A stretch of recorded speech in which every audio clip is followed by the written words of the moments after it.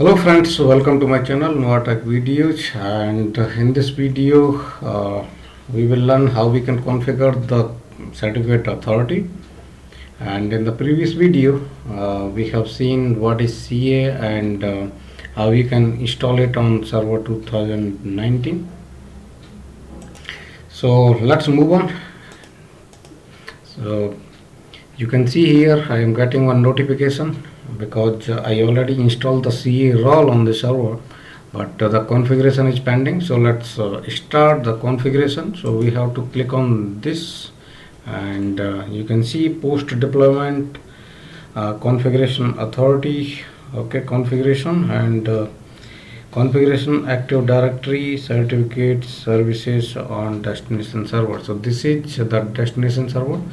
So we will click on this, and a wizard will start, and you can see here it is asking for the credentials, and we have to specify the credentials here, but you have to make a note we will not give any administrator's ID in this, because might be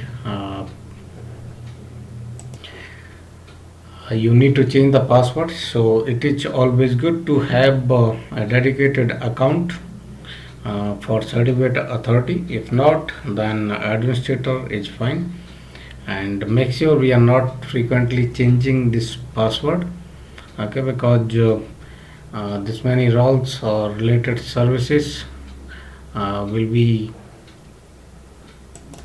dependent on this. So I am fine because I am using administrator. So let's go ahead and check. So these are the role services to configure. So the first one we have to do it, because this is certificate authority, and certificate authority web enrollment, this is required, and web services.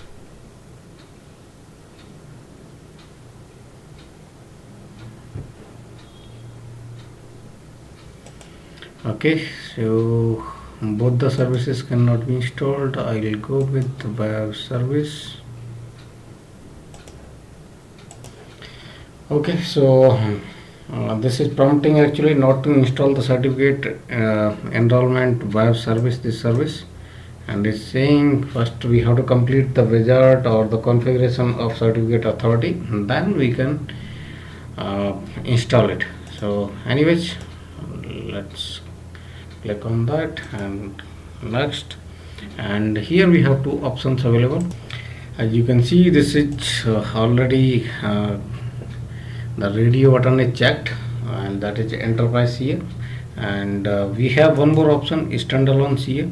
So if we have any workgroup servers that is not in domain, or we want to just make the certificate authority offline and issue the certificate from that manually, so we can go with the standalone. So we will check that later, but this time we will go with the enterprise CA, and as you can see here, enterprise CA must be domain members and are typically online to issue certificate or certificate policies.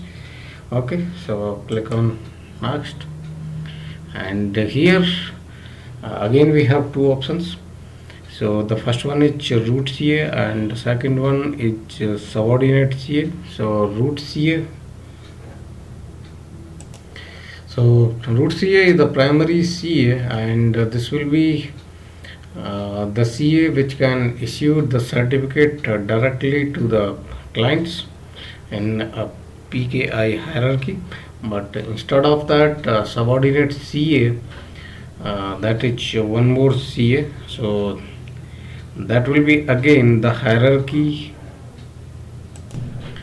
of root CA, and the biggest difference between root CA and subordinate CA is subordinate CA you can publish the certificate to any third party, because you don't want to showcase or the root CA to issue the certificate for any public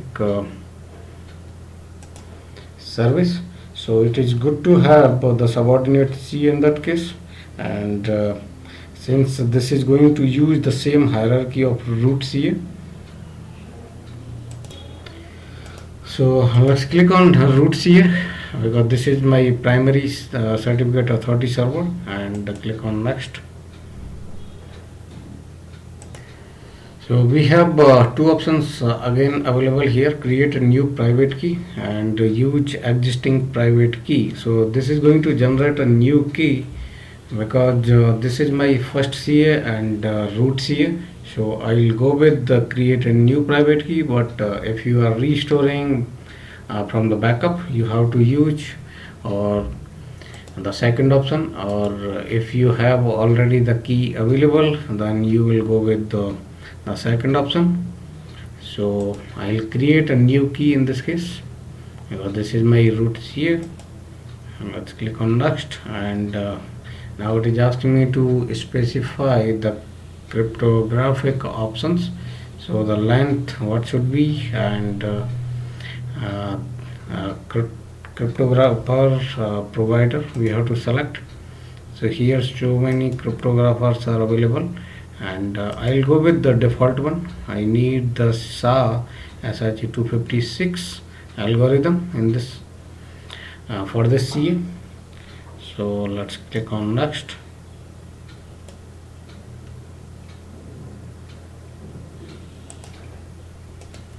Okay, and here we have to give the CA name. If you want to change, you can change it, because it is taking my domain, then hyphen my the computer name, and CA. If you want to change, you can go ahead and change it, but I don't have any issue. I'll leave it as is. And this is the suffix path. So this is my basically my domain id.com, and this is the destination name, you can see here. So this is going to create a new canonical name in Active Directory. Okay, let's click on next, and specify the validity period. So this is for 5 years by default, and you can change as per your requirement. So for 5 years this is fine,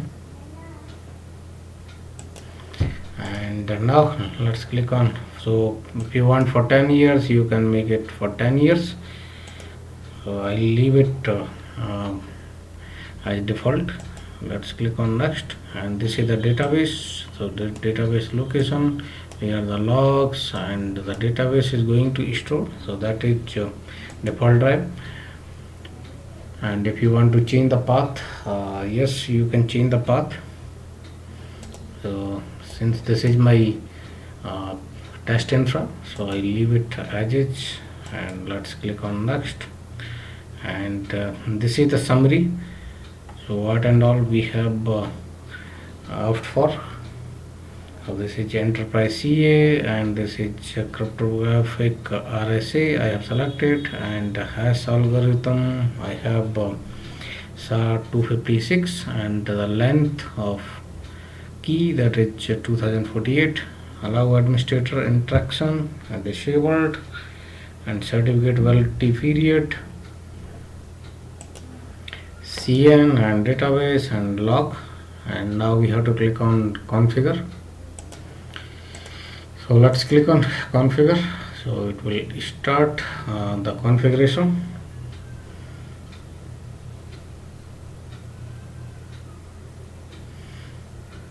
Okay, so this was quite fast. You can see configuration succeeded. I have authority, we have enrollment. So let's close the wizard. Do you want to configure additional role services? Yes. So that is the same option what we left with. So this was the same enrollment web service. Okay, you will click on that, and this is the CA target name. I leave it as default. Click on next, and select the type of authentication. So Windows integrated authentication, that is fine, and you can go for client certificate authentication, username and password. So this is up to you, but I'll go with the Windows integration because this is easy, and the services and authentication that is integrated with Windows itself. So let's click on next. So since this is for web service, and web service is your IIS, and here we have to use a service account.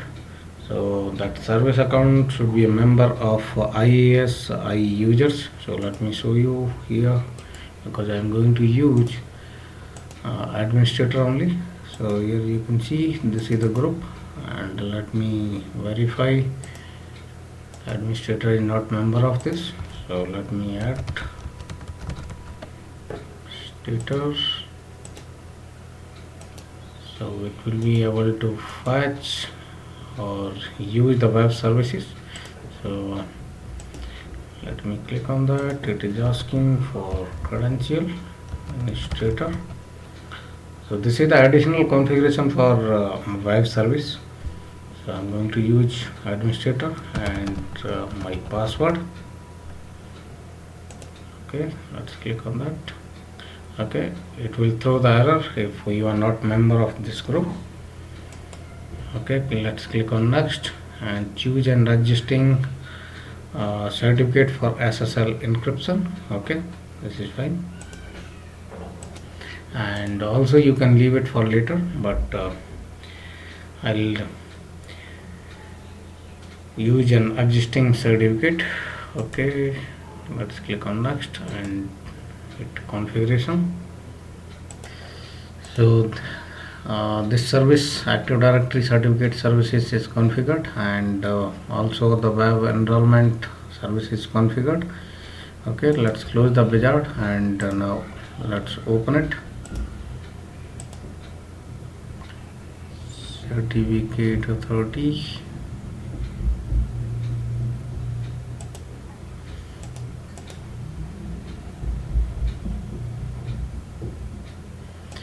Okay, so this is the name which we have given, and we will see the status.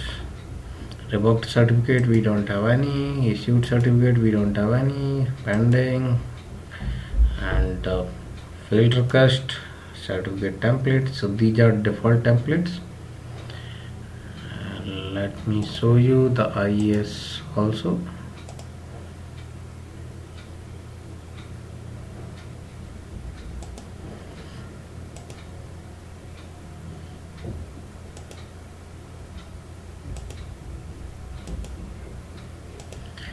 So this is the site.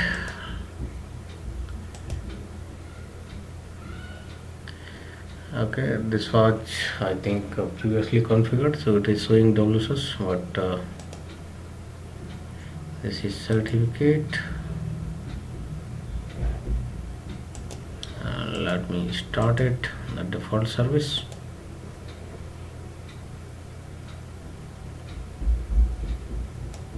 Okay, this is same port. Let's try now, because that was WSUS old configuration, so I have deleted that. Let's start. Okay, I have to read.